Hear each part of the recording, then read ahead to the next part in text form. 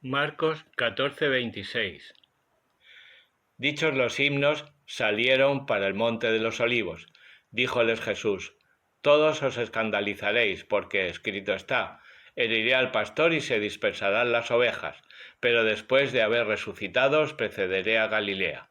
Mas Pedro le dijo: aun cuando todos se escandalizaren, no yo.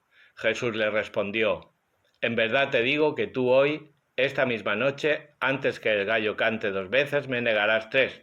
Pero él más y más insistía: aunque fuera preciso morir contigo, jamás te negaré. Otro tanto decían todos. Llegaron a un lugar cuyo nombre era Getsemaní, y dijo a sus discípulos: sentaos aquí mientras voy a orar.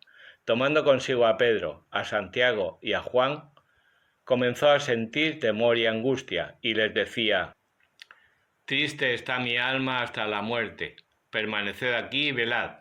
Adelantándose un poco, cayó en tierra y oraba que si era posible pasarse de él aquella hora. Decía: Abba, Padre, todo te es posible, aleja de mí este cáliz, mas no sea lo que yo quiero, sino lo que quieres tú. Vino y los encontró dormidos y dijo a Pedro: Simón, ¿duermes? ¿No has podido velar 1 hora? Velad y orad para que no entréis en tentación. El espíritu está pronto, mas la carne es flaca. De nuevo se retiró y oró haciendo la misma súplica.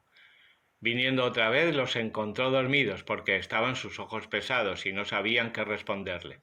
Llegó por 3ª vez y les dijo: dormid ya y descansad. Basta, ha llegado la hora, y el Hijo del Hombre es entregado en manos de los pecadores. Levantaos, vamos, ya se acerca el que ha de entregarme. En aquel instante, cuando aún estaba él hablando, llegó Judas, uno de los 12, y con él un tropel con espadas y garrotes, de parte de los escribas y de los ancianos. El traidor les había dado esta señal: a quien besare yo, ese es, prendedle y llevadlo a buen recaudo. Al instante llegó y se le acercó diciendo: Rabí, y le besó. Ellos le echaron mano y se apoderaron de él, pero uno de los presentes, sacando la espada, hirió a un siervo del pontífice y le quitó una oreja. Tomando la palabra Jesús, les dijo: ¿como contra ladrón habéis salido con espadas y garrotes para prenderme? Todos los días estaba yo en medio de vosotros en el templo enseñando y no me prendisteis, mas para que se cumplan las Escrituras. Y abandonándole, huyeron todos. Un cierto joven le seguía envuelto en una sábana sobre el cuerpo desnudo, y trataron de apoderarse de él, mas él, dejando la sábana, huyó desnudo.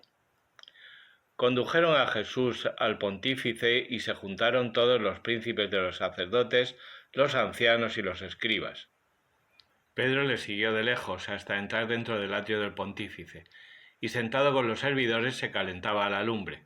Los príncipes de los sacerdotes y todo el Sanedrín buscaban un testimonio contra Jesús para hacerle morir, y no lo hallaban, porque muchos testificaban falsamente contra él, pero no eran acordes sus testimonios. Algunos se levantaron a testificar contra él y decían: nosotros le hemos oído decir: yo destruiré este templo hecho por mano de hombre, y en 3 días levantaré otro que no será hecho por manos humanas. Ni aun así sobre esto era concorde su testimonio. Levantándose en medio del pontífice, preguntó a Jesús diciendo: ¿no respondes nada? ¿Qué es esto que testifican contra ti? Él se callaba y no respondía palabra. De nuevo el pontífice le preguntó y dijo: ¿eres tú el Mesías, el Hijo del Bendito? Jesús dijo: yo soy, y veréis al Hijo del Hombre sentado a la diestra del poder y venir sobre las nubes del cielo. El pontífice, rasgando sus vestiduras, dijo: ¿qué necesidad tenemos ya de testigos?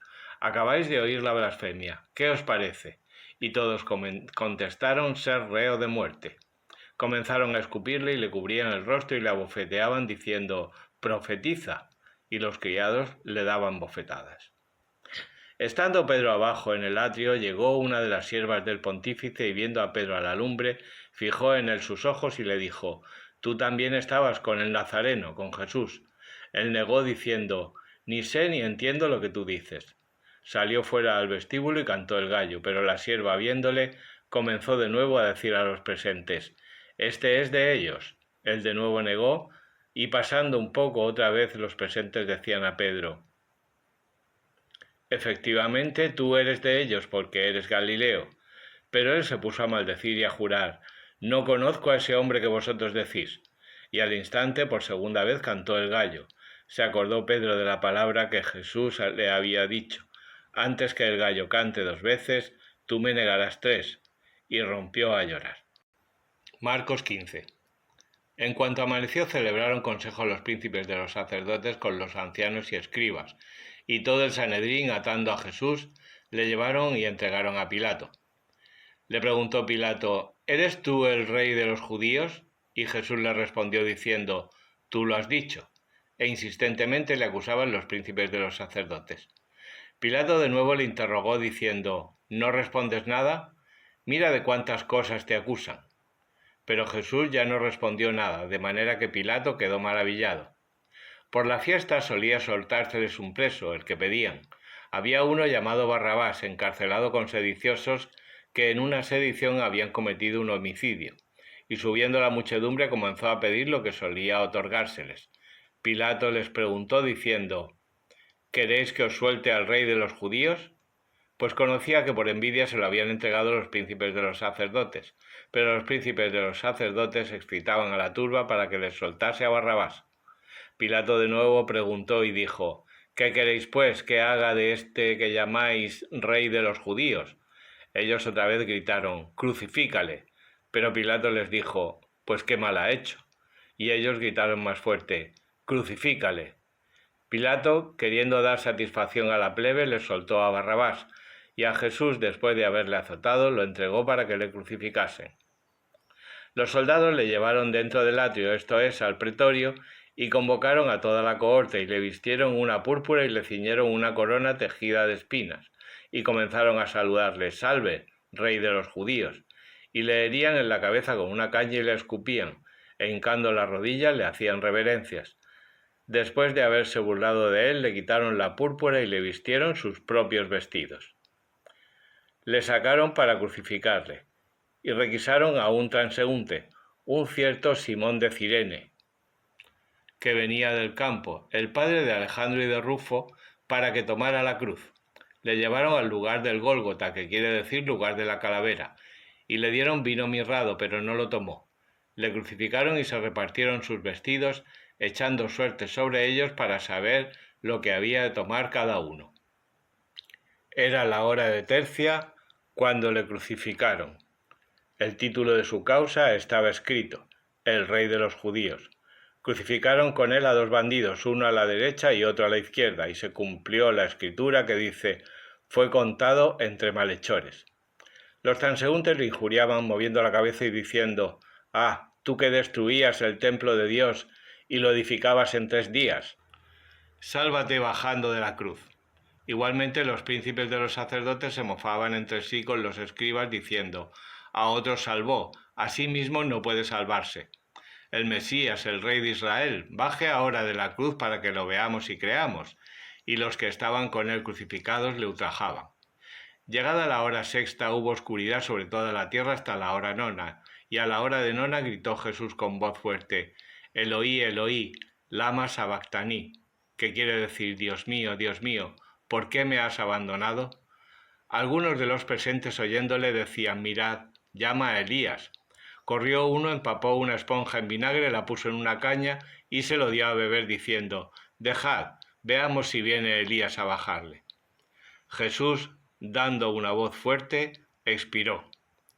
Y el velo del templo se partió en 2 partes de arriba abajo. Viendo el centurión que estaba frente a él de qué manera expiraba, dijo: verdaderamente este hombre era hijo de Dios. Había también unas mujeres que de lejos le miraban, entre las cuales estaba María Magdalena y María, la madre de Santiago el menor y de José, y Salomé, las cuales cuando él estaba en Galilea le seguían y le servían, y otras muchas que habían subido con él a Jerusalén.